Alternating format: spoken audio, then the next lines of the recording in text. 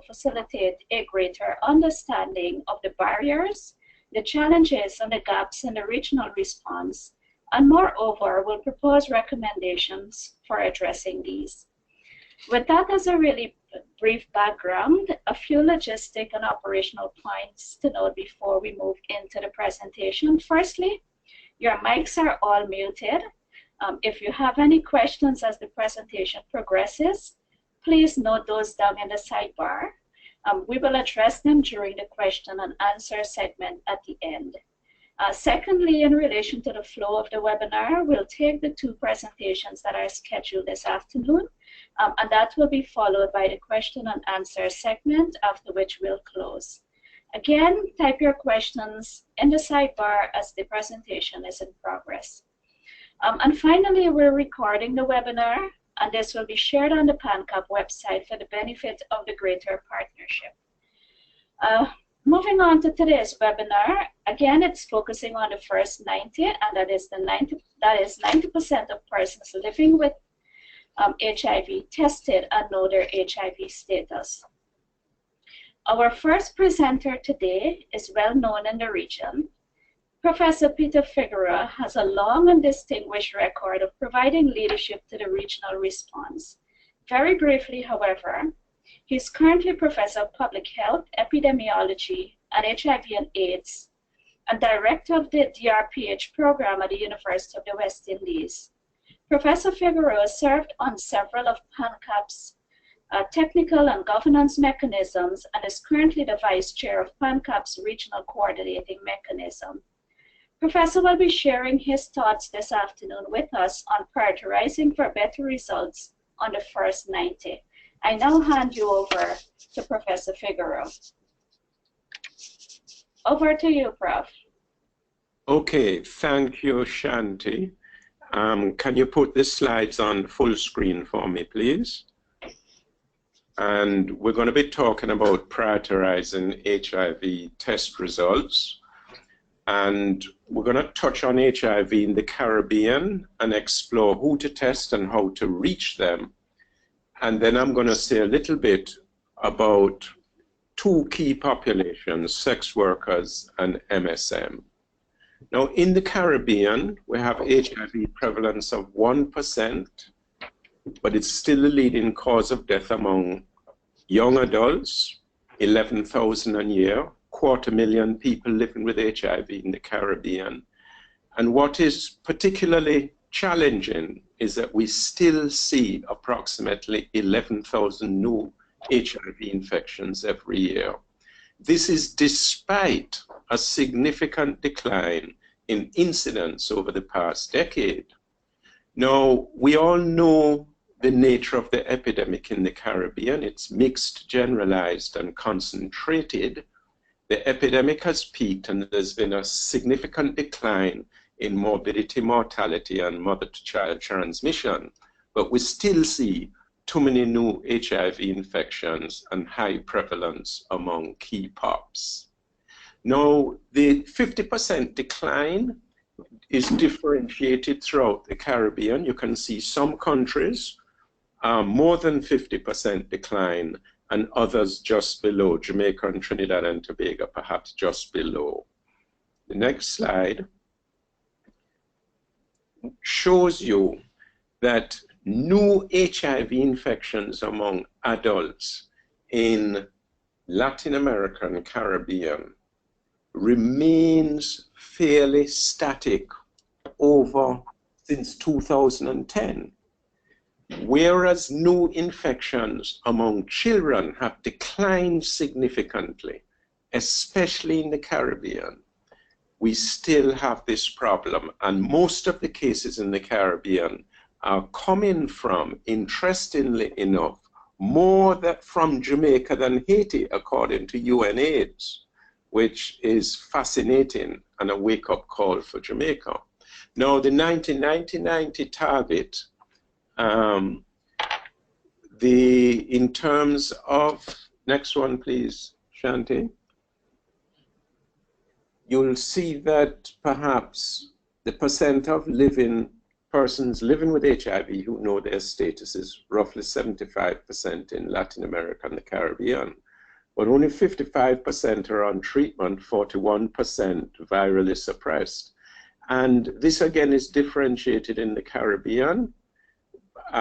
Some countries have further to go than others. But let's get into prioritizing HIV testing. I like to put it in the context of our own epidemic. We have to ask ourselves who to test, how to reach them. We must ensure privacy and confidentiality, build trust and confidence in the system, and at the same time, we have to promote safer sex, because some persons simply keep repeating their HIV test, but not necessarily changing their risk behavior. And then, of course, we have to link those who test positive to treatment and care. Now, clinicians have to be alert. Anyone with certain clinical signs, the clinician needs to think about the possibility of HIV and offer an HIV test. Weight loss, failure to thrive, especially in children, recurrent candida, oral thrush, papillary dermatitis, recurrent respiratory tract infections or sinusitis, genital warts, persons with opportunistic infections, and all persons with a sexually transmitted infection. The clinician should offer a test. In addition, men who have sex with men should be encouraged to test regularly. Could you just go back, see if I missed anything on that one? Pregnant women, all persons with more than one sexual partner, and all sexually active persons are at risk. So provider-initiated testing is very important. Now, next, all persons donating blood clearly are tested, and then outreach testing is very important. But we have to seek to normalize HIV testing so that people feel relaxed about it and do not have too much stress or anxiety. Treatment must be readily accessible, and we have to contend with HIV stigma. So all of this is important, and do not forget to promote condom use as a norm. UNAIDS has an interesting slide which shows that condom use has significantly reduced HIV infections.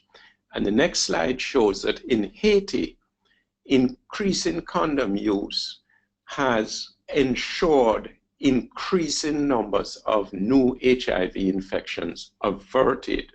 So don't forget counseling to use condoms. Now, those most at risk of HIV, we know are the key populations, but also high-risk heterosexual men, particularly clients of sex workers, those with multiple sex partners, those engaging in transactional sex, and those with an STI.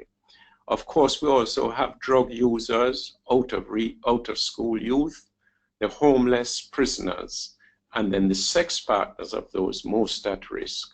The thing is, how do you identify these people? For some, it's particularly challenging. Whereas you can find prisoners and the homeless, many MSM you're not going to identify, and many sex workers you're not going to be able to identify. Now, this slide shows you the increasing number of adults or proportion of adults in Jamaica being tested. I don't know to what extent this has been maintained, because you can see in 2012, 70% of females and 50% of males reported a HIV test in the past year. But with external resources shrinking, we may not be maintaining this level of testing. Now, the 2015 EPI-AIDS report for Jamaica suggests that as many as 15,000 persons, 52% of persons living with HIV are on treatment. However, I have also seen figures that suggest only 32% are on treatment. So we have to try and identify what proportion of persons who are living with HIV are really aware of their status.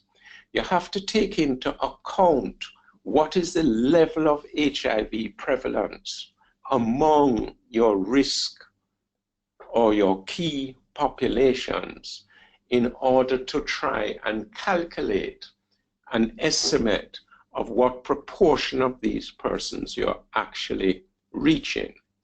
Now, the next slide shows you a simple analysis where we look at risk data for Jamaica, that is interviewing persons living with HIV and asking them about their risk. And there was a modes of transmission study that was done in 2012 in Jamaica and 2010 in the Dominican Republic. Now, if we focus on Jamaica heterosexuals, you'll notice that the high-risk heterosexual proportion has decreased from 67% to about 28%, whereas the low-risk heterosexual has increased from 1/5, 20%, to 1/3, 30%. So it means finding these people is very difficult. And if you look at men who have sex with men, the proportion of persons living with HIV has increased from 10% to 32%, and the female partners of MSM has increased from 3% to over 7%. So you have to take into account how your epidemic is evolving. Now the next slide, Shanti, how to reach persons at lower risk. These are just some ideas.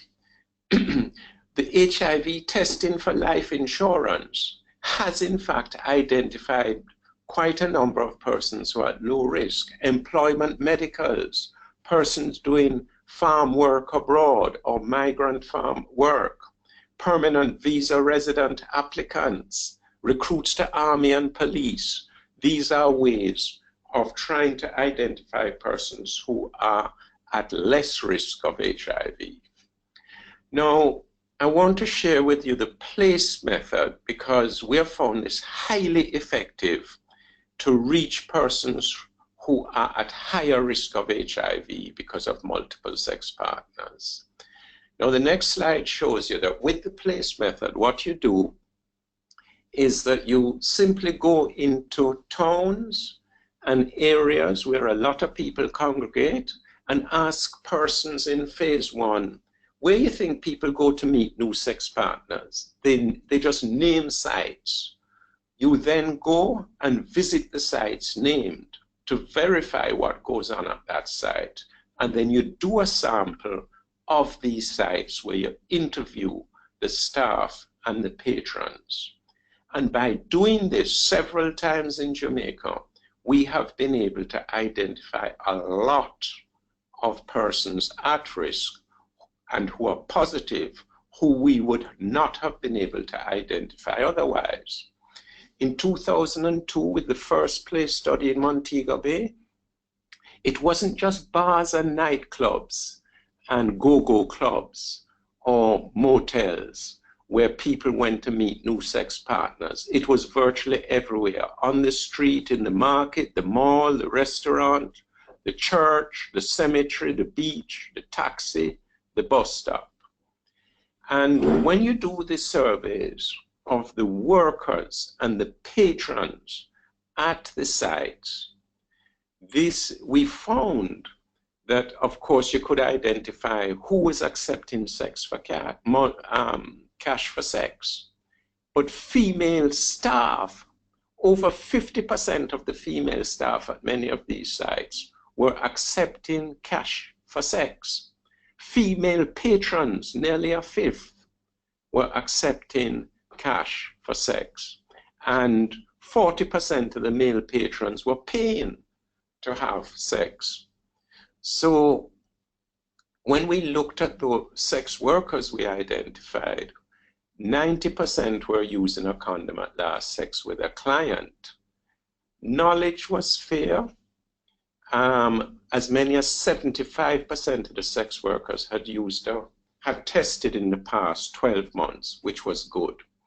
The next slide shows that when we asked what proportion of the different categories had 2 or more sex partners in the past 4 months, there's no surprise that the sex workers did. But look at the female staff who are not on the street. 50% of them had 2 or more sex partners in the past 4 weeks. Nearly a quarter of the female patrons and 40% of the male patrons. So this place method brings you in touch with persons who are at risk. And 50% of these people were not using a condom with their main partner at home. We found in the next slide that the other sexually transmitted infections were very common, especially trichomonas, chlamydia. You can see, you don't have enough time to study this slide, but you can see we did syphilis, gonorrhea, chlamydia, and trich. Red is HIV prevalence. But the other STIs are very prevalent, which means that persons are not using condoms consistently. Now, the place method in the next slide shows you how this outreach intervention work, offering HIV testing, syphilis testing, condom skills, condoms, counseling. It brought down the HIV prevalence among female sex workers from 12% in 1990 right down to 3% in 2014. But STIs remain very high. Now let's come to the challenge of addressing the needs of men who have sex with men in the Caribbean. We've done a couple surveys in both 2007 and 2011. Next slide.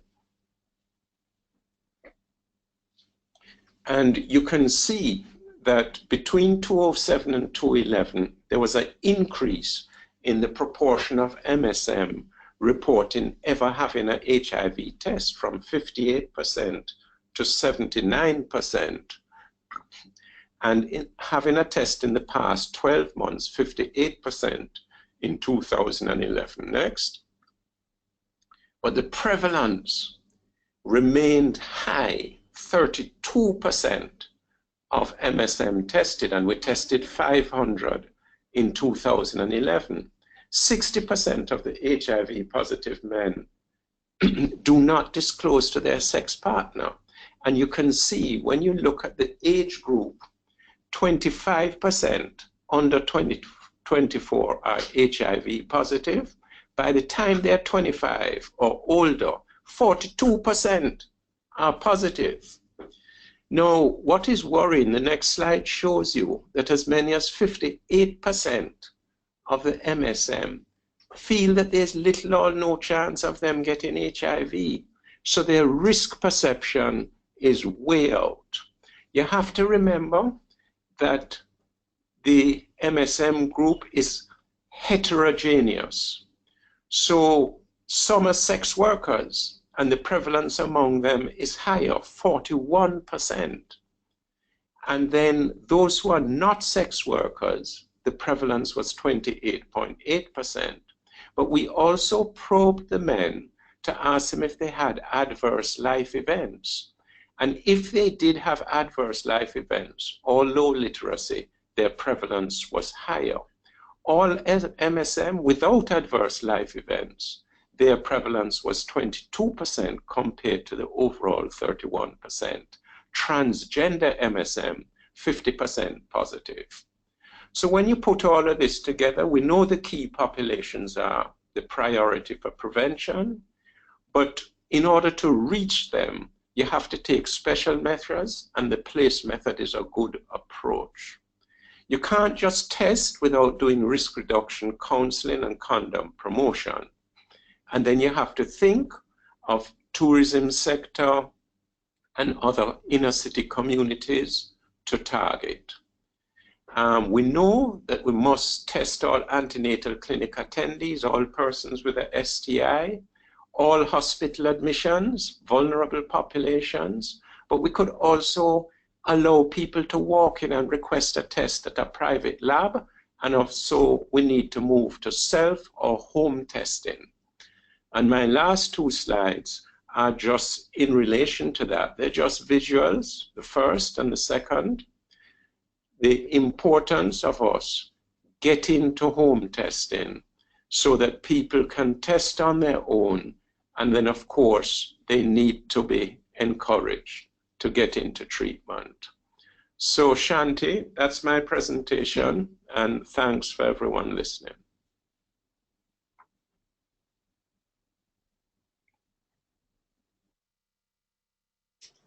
Thank you so much. Thank you so much, Professor Figueroa. That was really quite a lot in a very short time, and it's really presenting a challenge for me to summarize everything that you've said. But I think it's great that we're seeing 50% decline in new infection in some of our countries. And I like the way that you've really linked the fact that testing has to be very targeted. It has to be provided initiated counseling and testing that's offered in our territories. And really pulling out from the different groups, how do we prioritize based on the evidence and the data that we're seeing. I know there are going to be questions, so in the interest of time, I'll move straight over to the next presenter. And so our second presenter this afternoon is Dr. Ayana Sibero, who is also no stranger to many of us. Dr. Sibero is the Program Director of the National AIDS Program, Ministry of Health, Trinidad and Tobago, and is well known for her contributions to the Trinidad HIV response. Dr. Sibero has on more than one occasion articulated her position on the role of self-testing in achieving 1990 in the Caribbean region, and I think therefore it's really very fitting that I hand you over to Dr. Sibero, who will now lead us through that presentation. Hi, good afternoon, everyone. Thank you for this opportunity to present. Following up on Shanti's introduction, just to kind of walk through the presentation, the presentation, I would like to review very much the gaps in terms of the diagnostic mechanisms that we have and review the role of self-testing as part of the Caribbean's approach. Critically discuss self-testing and home testing from a public health perspective, establish opportunities as a region to describe the feasibility and the possibility of a best practice approach for self-testing that we could probably share to other parts of the world. So I'm getting straight into the presentation in the interest of time. Many of you may know, but I wanted to show on the slide that the Caribbean region is one of those regions that seems to have one of the highest levels of testing and persons who are aware of their HIV status. We recognize, of course, that there are some populations, following from Professor Figueroa's presentation, that we are not reaching. And we are not reaching some of those populations because of issues of stigma, age of consent, structural barriers, and sometimes unfriendly health services. So it's on this background that I would like to do this presentation or share with you some of my thoughts on self-testing. So the Ministry of Health in Trinidad and Tobago has come face to face with self-testing in that some of the tests we have become aware are available in Trinidad and Tobago. And while we have made a statement, there's so much more to consider about self-testing as a comprehensive program, and there's a lot of information that can be deliberated on before we move forward as a region.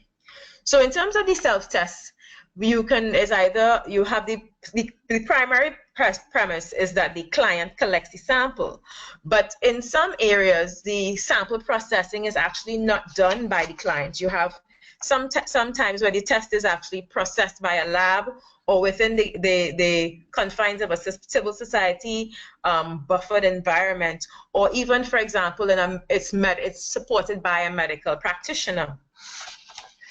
So these tests are very, very cheap, and I was able to purchase a test myself for $29 as I walked down the street in a very well populated area in Trinidad and Tobago. Okay. I wanted to first start by sharing the experience of a client who has actually made their way to one of our treatment sites by a self-testing method. And so this experience is shared from somebody who routinely tests. So she has had exposure to some of the counseling, pre and post-test counseling for HIV testing, and her last test 2 years ago was negative. And in many ways, she's described this buying a home test kit. She likened it to buying a condom because it was located in the same place. When you went and you had to ask for it, and everybody would look around and ask you if it would work. So some of the driving factors for this self-testing, just generally novelty, concern about status, the fact that it's anonymous, and that you can repeat the test if you've had a positive test before and you're not sure what's happening. In her case, she was hearing rumors that her partner may have been infected, so she took the test and she had no expectation of this test being positive. So she took the test at home, and when the test actually came back positive, she was in disbelief. There was no one around to support her. So what she did was, in a very short space of time, she repeated the test, and she eventually presented to a laboratory that then referred her to a doctor and later a treatment site. In this situation, some of the things that one might be concerned about might be violence to self, in the form of, for example, suicide or any kind of gender-based violence, before even addressing any of the other issues. And the issues that were very important here were also her ability to cope with her natural environment, and what factors did she have in her own environment that would have affected her or prevented her from trying to have any kind of self-harm. So, for example, in her case, she has a young baby, and when she saw the positive results, she heard the voice of the baby, and that's what kind of has kept her going through this whole experience. So for her, in many ways, she still feels as though she needs to have more counseling, even though she's made it to a treatment site and she's had some counseling. She still needs more, and she may continue to access psychosocial support within that facility or be referred to another site. She has not disclosed yet to her support network because of her fear of being disowned and of stigma.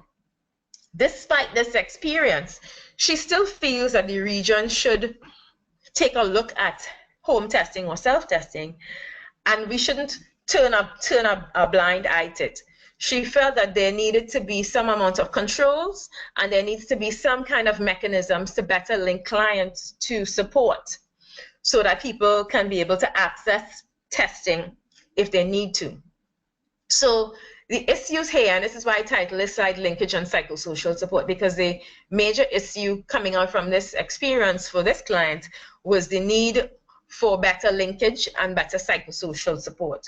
So in some cases where in WHO's guidance documents, there's the issue of no support, but there's also the NGO-based support, linkage to care being provided and support by a hotline or website or social media communication, as well as if the self-test is supported by a medical practitioner, you can have support and follow-up directly by the medical practitioner. And I will talk some more about this as I go through the presentation.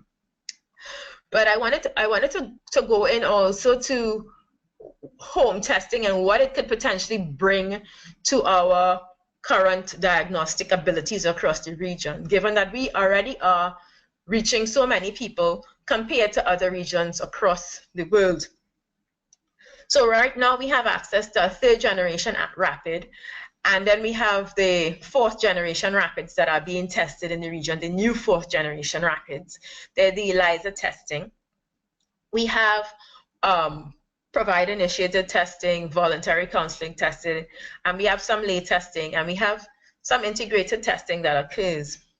Despite all this, we do have low testing rates, we have high testing in the key populations. We have high testing rates in the general population, and there is this issue of stigma, and there are also challenges around stockouts for test kits.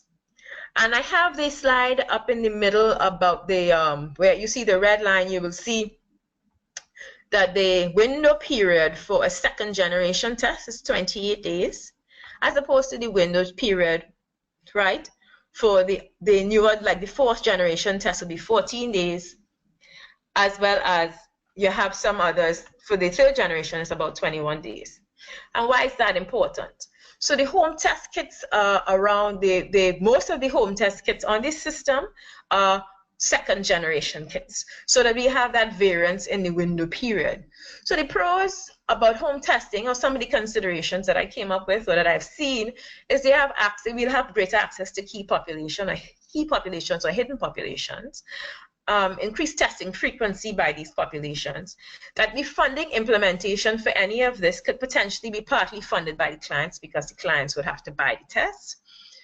We have the opportunity now, because point of care testing is a whole new, it's running off on its own, and we have the opportunity to strengthen regional point of care policy around to support and be ready for the implementation of point of care diagnostics for STIs, because the HIV home test kit is one such test kit that's available.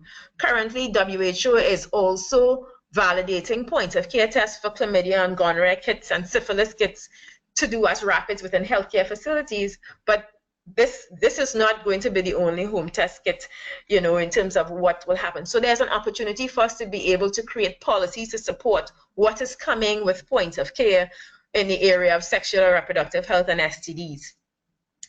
The programs that we also have opportunities to create programs that are comprehensive to support not just testing, but linkage to care for all forms of testing, not just point of care testing.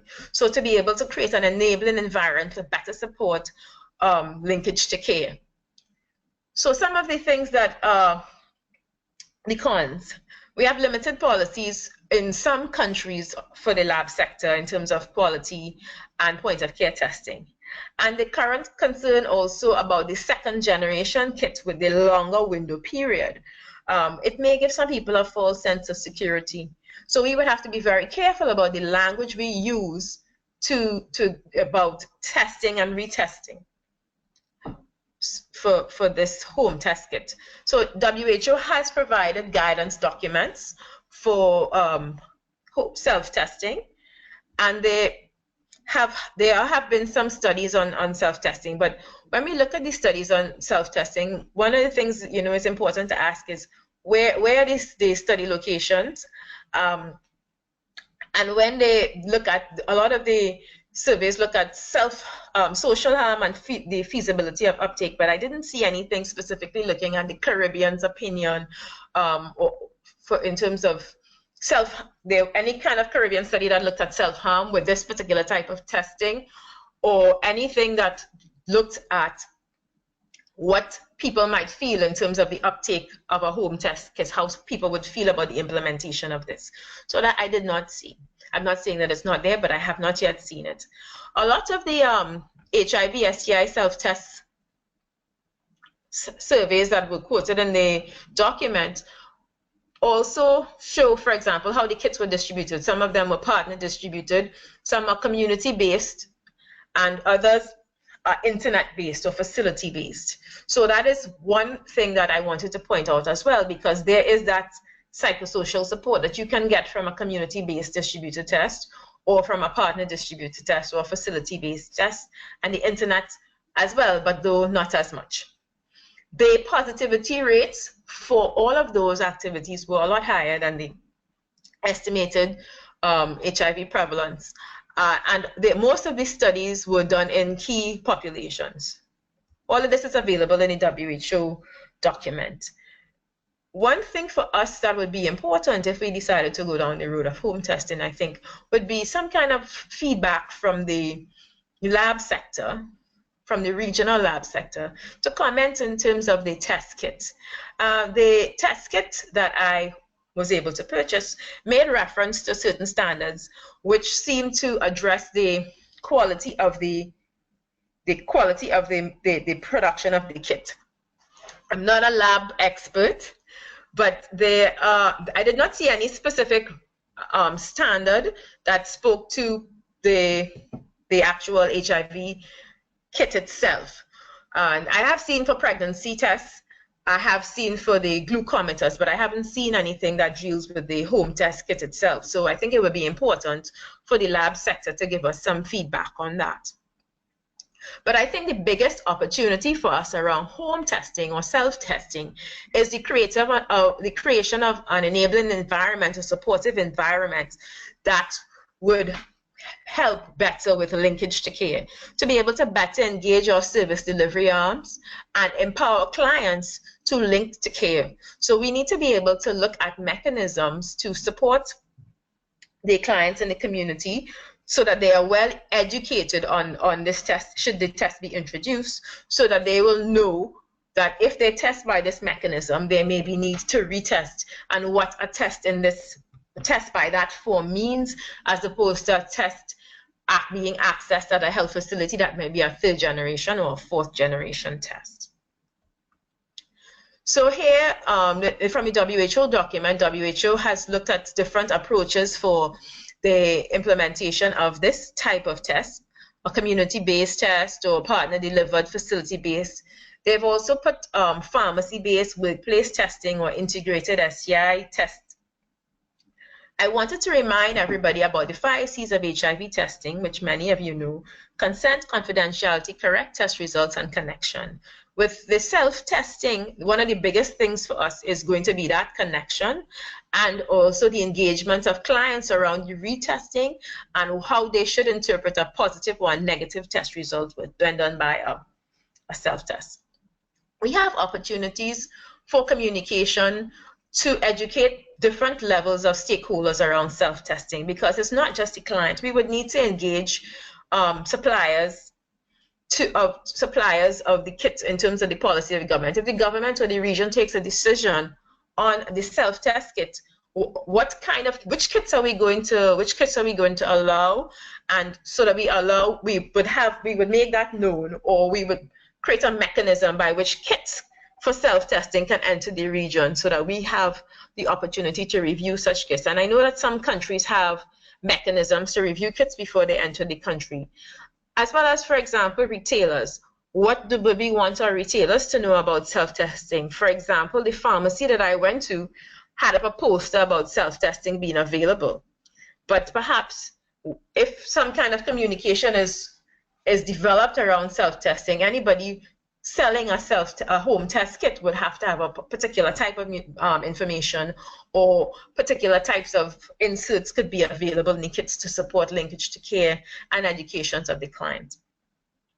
We would need to be able to be clear in our communication to differentiate the different modes of testing, because results from a 2nd generation test kit versus a 3rd generation test kit would be different, and this is in respect to somebody who's testing negative, as well as we would have to educate the client about how to buy a test kit. When I go to the store, do I need to make sure that my test kit is in English? Is it one of the tests that the government has said yes, they're okay with?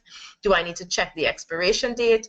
Is the test kit supposed to be stored in a particular way? These are things that will need to become part of our communication to clients, as well as the linkage to care, and that would need to happen, mechanisms within the purchasing of home test kits. For example, if somebody were to go on Amazon and buy a home test kit, should a pop-up come up to say that, this kit is not delivered to this part of the world, or if you're using this test kit in this part of the world, please access these centers or call this hotline should you have questions. So here, the issue around testing for us, one of the major issues is stigma, the fear of testing, the fear of people have that fear that if they are positive, they may not be able to have healthy children, they may not be able to have a life partner. There's that fear of abandonment, disclosure, and also the issues of reinfection with other STIs. So we definitely also need to address the issue of stigma and destigmatize HIV test kit, but HIV testing generally. The algorithm presented in WHO document, guidance document, is if somebody tests positive, then you want to link them to a treatment site. But then if somebody tests negative, you want to advise in terms of how they should be retested. And how is this information going to come? It could come in packages, brochures, flyers. It could be available in some kind of targeted media to people accessing this test kit. And for me, one of the things that stands out is the possibility of the significant support of civil society in being able to support a mechanism like this, should we choose to develop the self-testing within the region, because civil society is one way that I can see that we will be able to supply the psychosocial support and also increase the linkage to care for people who might access the self-test. We can also access private sector network in that some people may be able to access this through their private physician, where, for example, a private physician may provide the test to the client and the person could go home and do their test, and then they could come back and follow up with the clinician. So that is also a mechanism that I have seen in some places. One of the things that we don't want to forget with the home testing and self-testing is the importance also for opportunities for other prevention interventions, condom distribution, screening for the STIs, and the report to the surveillance system. How is the surveillance system going to acknowledge or manage this self-test? Is it that it will happen and we should review and we will count a self-test, or is it that we just create mechanisms to document when people test, but we follow up with other tests? But that being said, should we decide to go the route of self-testing, we would have to review all our M&E documents to include this as a possibility so that we'll be able to monitor how many people are accessing self-tests. I spoke to this a bit before in terms of the opportunities for other types of prevention, frequent and communication about retesting, triggers for referrals. So for example, if I do a self-test and I'm ill, do I just need to present to a doctor for further evaluation? And this is us looking at M&E. We really need to push the limits on our monitoring and evaluation if we're going to include self-testing, because we would need to figure out exactly what we would want to monitor. If we want to record kit sales, just so we know that if people are accessing more home test kits as opposed to using our facilities, or just have knowledge that people have accessed self-testing and now they're entering our facilities to be retested. So these are some of the things that we would want to consider. We would have to figure out how we would want to market some of our services. We would have you have a free testing site where you can go and access HIV and AIDS testing with all the stigma that you may perceive that would come with it, as opposed to a $29 test that you can do on your own, as opposed to some subsidized testing, which may not be as cheap as the HIV test. And then there's the full cost of the HIV test. And the prices I use here are Trinidadian prices. And the cost may be different in different parts of the region. But the issue here is that you have opportunity for an alternate funding approach where, for example, part of this, because the clients would buy their own they would buy their own test. What the state would then be responsible for would be that broadened out-of-the-box psychosocial support that would include various different types of mechanisms that will be targeted to people who would be accessing this type of test. The WHO document, there's one third-generation test. And what are the issue that is of importance to us when we look at the type of test, the generation of test is the window period. And there's the price that's between 25 and 40 US per test per person. Right, so that there are opportunities for self-testing. One way or the other, whether we like it or not, with self-testing being available and on the market, given that our clients move around the region so much in and out of the region, it will make its way into the region. And we would need to make some kind of a decision to be able to support better linkage to care and improve psychosocial support, so that even if somebody accesses a self-testing kit, you know, they bring it in through the mail, or they've done it abroad and now they're coming back home, they will have been exposed to information that will help them know where they need to go and access care and support within the system to which, wherever they live. In addition to that, we have the opportunity now to also, as one of the regions that is testing a lot of people, that has fairly well developed mechanisms for diagnosis, we have the opportunity to be able to add to the body of information that exists on self-testing, should we as a region decide to move forward with this testing, as one mechanism, as one part of the general toolkit to improve the amount of people who are aware of their HIV status. I will stop there. Thank you very much. I'm just going to turn the mic back over to Shanti. Okay, great. Thank you so much, Ayana. I think we had two really excellent presentations, both very comprehensive. And so I think we have a lot of food for thought. I don't think I'm seeing any questions at this point in time, but I have a few questions to both Ayana and Professor Figueroa. So maybe I can start with you, Prof. I think, like I said, it's great that we're seeing 50% decline in new infections in some of our territories, but particularly that there are new infections. There's been significant decline in new infections among our children, and I'm wondering whether you think that's attributed to the fact that we have really strong PMTCT programs within the region, but it's because of that specific program. Both of you sort of indicated, and Ayana had a really nice graph showing that the LAC region had 75% of the persons tested. I'm wondering whether, if we're to disaggregate that a little bit between and separate out Latin America from the Caribbean, whether in the Caribbean we're a little bit above that 75, or where exactly do we stand within that overall 75% of testing? So I'm going to put my questions out. So the next one for you, Prof, is we've been doing counseling and testing for a long time. But the fact is that people are testing, but are not changing their risk behavior. And I know this question has been asked over and over again. But I'm going to still ask it, what does it really take for us to change that risk behavior? And it goes back to a slide that you had later on in the presentation, Prof, about the fact that persons are engaged in unprotected sex, yet that risk perception is so low, particularly among the younger persons. My next question again is to you, Professor. I really like the idea of the way you outline the reasons why a clinical practitioner should offer an HIV test and emphasizing PITC.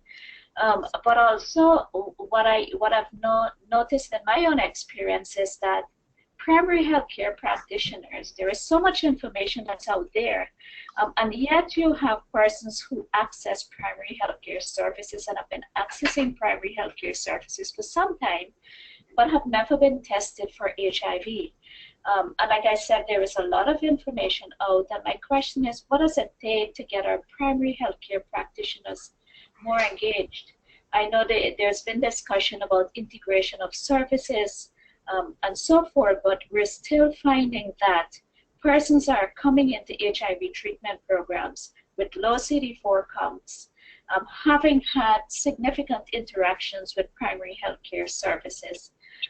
And so what I'll do is I'll stop at this point because I have a few more questions, and maybe, Prof, you can go ahead and start addressing some of these, and I'll check to see if our participants have any additional questions.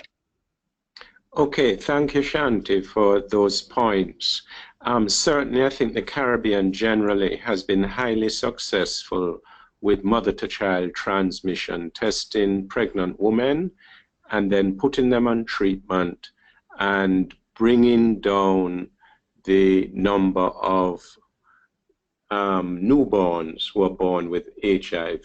I think this is a significant achievement. The data seems to suggest that the Dominican Republic is lagging a little bit there, but I also saw a report where there may have been as many as 500 children with HIV in Haiti. So I couldn't quite follow that, because that would suggest that there are significant gaps there in mother-to-child transmission. Now, whatever progress we've made in mother-to-child transmission would certainly not explain the overall decline in new infections of 49% over the decade going maybe from between 2000 and 2010. Since 2010, I think we've been fairly static in relation to the number and proportion of new HIV infections. More MSM are becoming infected, more low-risk persons, especially women, are becoming infected, but we're not reducing the number of new HIV infections. And I think that shows that both our HIV prevention program is inadequate. It's not effectively reaching those who need to be reached. And it also shows that there is a significant gap in relation to viral load suppression among those persons who are treated, as well as a gap in terms of a significant proportion of persons who are HIV infected and do not know their status. I would be surprised, perhaps 75% of adults in the Caribbean have ever had an HIV test. But really, when you think about it, the test that matters is really the test in the past year. And I would be very surprised if as many as 75% of Caribbean adults have been tested in the past year. In 2012 in Jamaica, among females, yes. Among sex workers, yes. But not among adult males. So it's because you have to do regular testing, particularly if you're at risk. Now, change in risk behavior is a tremendous challenge, and we do not seem to have as many educational programs in the media, outreach. HIV is not as big a topic, and when it is there, it's more about treatment than condom use and risk behavior. So I think also we have a problem in the Caribbean doing meaningful sex education and healthy lifestyle, condom promotion, condom skills and negotiation skills in schools.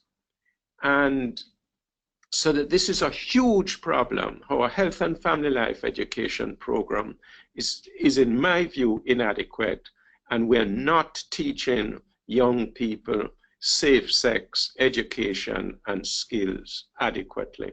So that's a huge gap.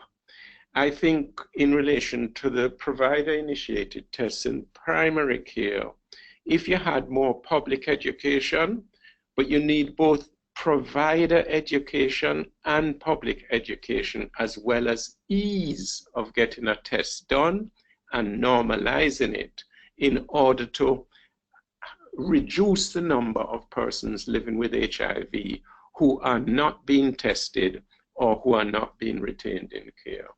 Thank you. Okay, thank you so much, Prof. I have a few questions more, if you don't mind, with a follow-up to a comment that you made on the quality of sexual education that we're delivering, particularly in school. Another question about a point to say, I don't know if this is across the region, but what we have found in Guyana is that, one, the age of sexual debut has decreased, and so within a 4 years period, the age of sexual debut has moved from 15 years to about 13.5 years of age. And then the second thing is that there's been an increase in persons who feel they're at less risk for HIV, even though when you check that against their behavior patterns, there's an increase in more in-school youth who, for example, are engaged in sex, and there's cash transfer that's happening, those kinds of behaviors. So I want to agree with you on that point. But linked to what you just said, Prof, about the fact that you're having more testing among females and more testing among sex workers, and I'm reading into that there are less number of men who are testing. I want to ask the question that I saw in one of your slides that there's been significant reduction in HIV prevalence in Jamaica among this female commercial sex worker, but not a similar or parallel reduction among the men who have sex with men. And so my question is, what do you think is happening there, particularly in the men who have sex with men population? And then my final question to you, Prof, is I'm really happy that you emphasized and you showed us the data on condom use, because I think as we think about combination prevention, you think about sex education, and I think there's somehow the feeling that condom use is a given. We've been promoting condom use for so long. We've been teaching how to use condoms correctly and consistently and so forth. And we've seen the data that you put up there from Haiti to say whether the impact that condom use can have. And so I think that condom use message cannot be lost, or it can be taken for granted, but in fact, it really should be something that's on our radar constantly. The same way we're talking about self-testing as a new initiative, the same way we're talking about PrEP, all as part of combination prevention, I think condom use has got to be prominent more than ever. So my question again is on the MSM, and why haven't you been able to see sort of a parallel reduction that you've seen compared to the female commercial sex worker population? Okay, so thanks for emphasizing the point about the need for quality sex education in schools, as well as condom skills, as well as perception, improving the perception of risk in relation to having sex. And I would add to that we need to also have condom access to young persons who are sexually active and who we cannot convince to postpone having sex till later. They need access to condoms, which they do not have. Now, when it comes to the reduction in HIV prevalence among female sex workers, I think that the place method in Jamaica certainly has been a decisive factor, because it is through that outreach, testing, condom promotion, counseling work that we've been able to reach most of the sex workers and also shift a kind of normative behavior among them, where when new sex workers are coming into the trade, the more experienced sex workers, even when they resent the younger ones coming in, they still help to orient them and stress the importance of condom use. So I think many of these women actually have children and they understand the need to preserve themselves. It's just like mother-to-child transmission. Once the woman realizes this is something that will prevent HIV in the newborn, they're going to test, they're going to take the medication if they're positive. We are not reaching some of the partners of these women who test positive, and therefore, men are more difficult to reach. Now, I think our interventions among men who have sex with men, we are definitely not having the impact we need to have. I don't know how much of this is due to the fact that because society, there's so much stigma, and there is a societal signal to MSM that you're not one of us. You're different. It's immoral. We don't want you. We retain the Boundary Act, etc. And the religious right has been very aggressive on these things, claiming that it's immoral and they can change their behavior. They don't realize that some people, innately, that is their sexual orientation. Then you're sending a message that I think increases risk behavior among men who have sex with men, increases fatalism, increases the internal stigma, because many of them are torn. They're brought up in the church, yet they have a sexual orientation where they're attracted to other men, and they don't even have often anyone they can talk to, work this through outside of their own networks. So we have a tremendous challenge here, and we need to face up to it better and work out what measures can be taken, including perhaps pilot studies on PrEP, to try that, as well as promoting more condom use, although many MSM will tell you they use a condom, they're not using a condom. It's a big problem. Over. Thank you. Yeah. Yeah, thank you so much. Thank you so much, Prof. I'm trying to get Ayana back on. I have a question for Ayana. Ayana, can you unmute yourself for me, please? Thank you so much, Ayana. So my question to Ayana, I thought your presentation was really very comprehensive as well. But my question to you is linked to your presentation, but somewhat to Professor's presentation, where one of the strategies that's proposed, or one of the approach in terms of really bridging that gap and getting more people testing, is to normalize, quote unquote, HIV testing. And I wanted your opinion on what would be some of those strategies to normalize HIV testing, and if you think that self-testing could be one of those.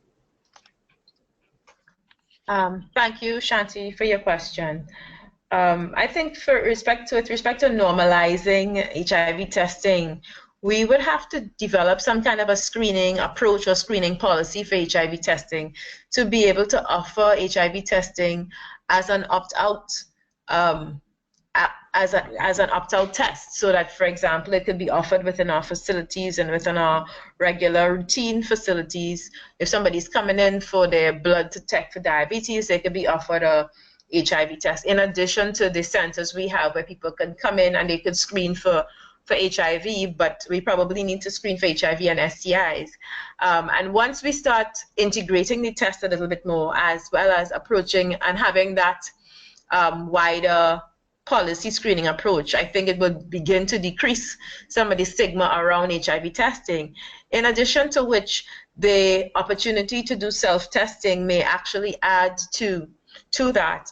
And but I think when we offer self-testing, we can offer self-testing where there is that link back to, it can be done with a clinician, it can be done with an NGO, so that there is that link. We need to make sure that the support is available, so that when you get a diagnosis, you will know what to do. But definitely, I think self-testing could be one of those things that can help to destigmatize HIV testing and make it more normal. All right, thank you so much. I think, like I said, these were two really excellent presentations. I know that there are lots more questions. You can send those in to us. But I'd like to wrap up at this point and to bring this webinar to an end. And so to do so, on behalf of PANCAP and on behalf of the director, Mr. Derek Springer, and all the participants today, I'd like to thank you, Professor Figueroa and Dr. Ayana Siburo, for really investing your time in this webinar and for sharing your knowledge and experience with the partnership. Thanks to everyone for joining us. I wish to remind you that the webinar is being recorded and that this will be posted on the PANCAP website. Just as a sort of an announcement, On July the 7th, PANCAP will be launching its redesigned website, so please log in. Facebook Live will be sending out a link, and so that will be broadcasted on Facebook. Please do join us at our next webinar. We'll send the announcement out. We will be commencing the second part of this series of webinars, and we'll be addressing or focusing on the second 90.